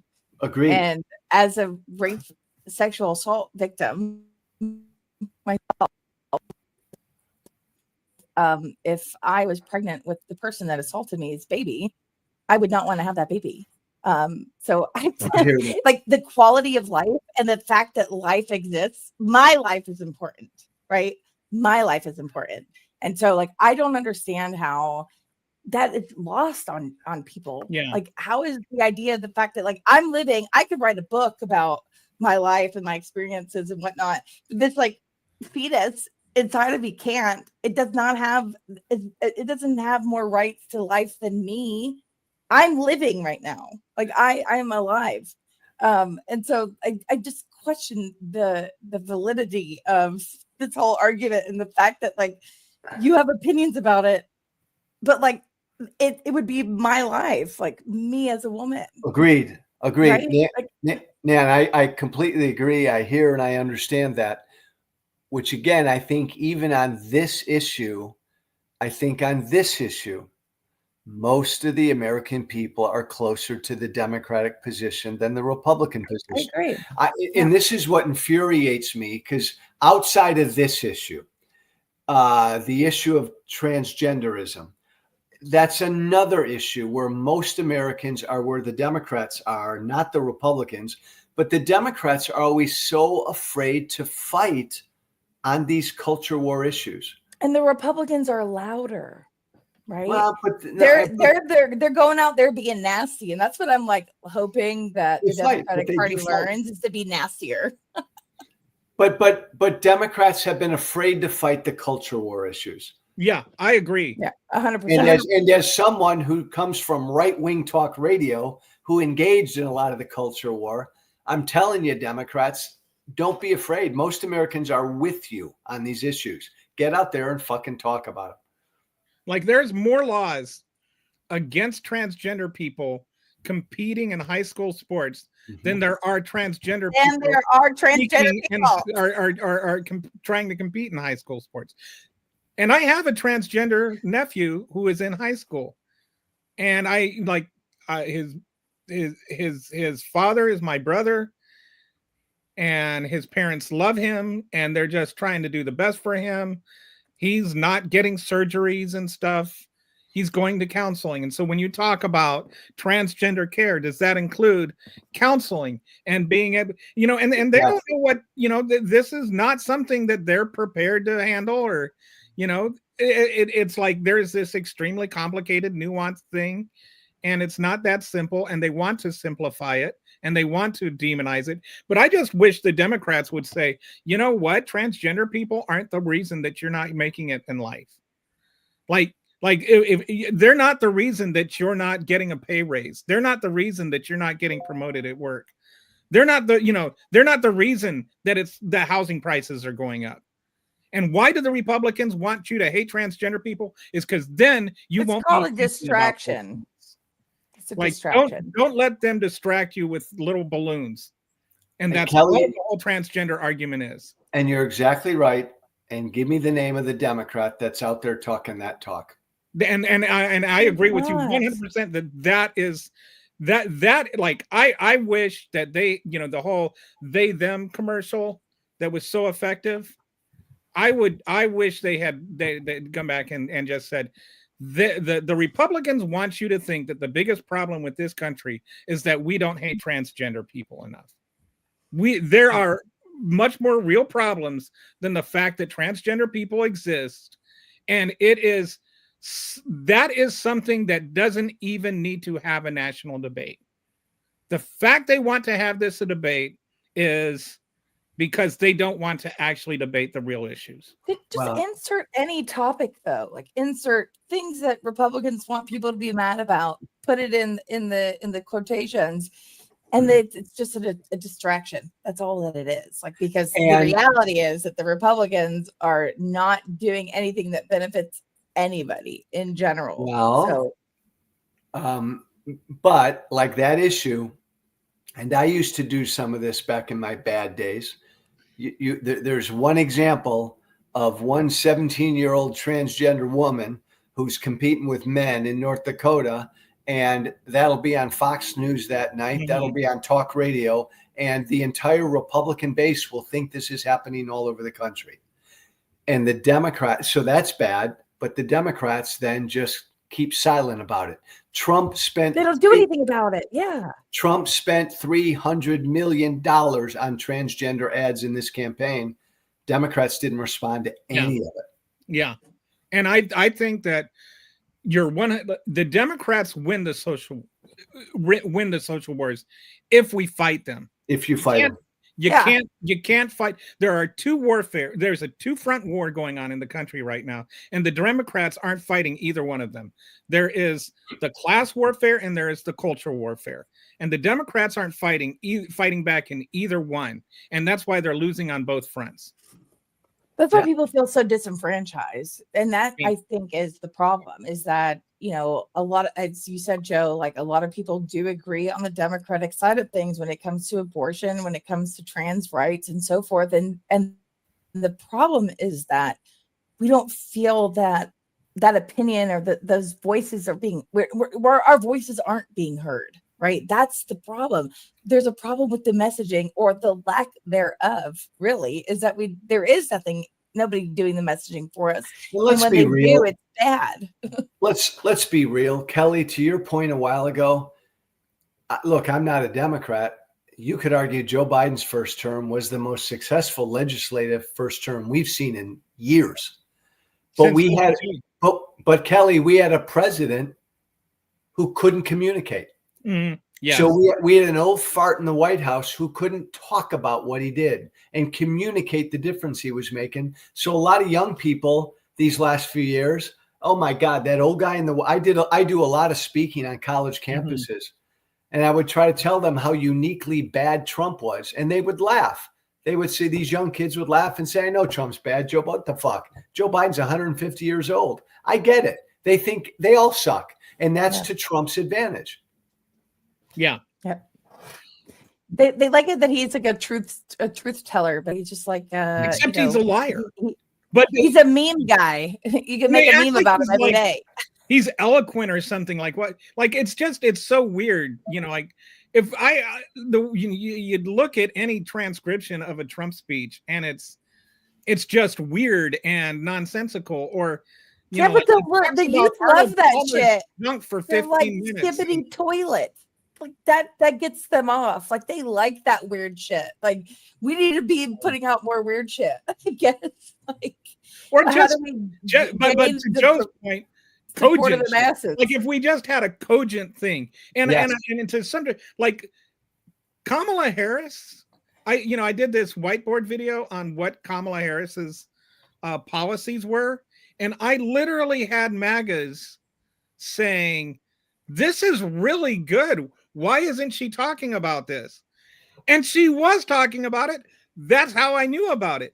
But the media would not represent what she was talking about. They would just sit there and talk about whether she's giving interviews or whether the interview was edited or all of this other. They would not, like, they'll cut to Donald Trump's speech and show it live, but they wouldn't cut to what Kamala Harris was saying and show it live. They wouldn't discuss what she actually said in her speech. They wouldn't discuss her mortgage, her plan to supplement housing, or her plans to you're right, Kelly.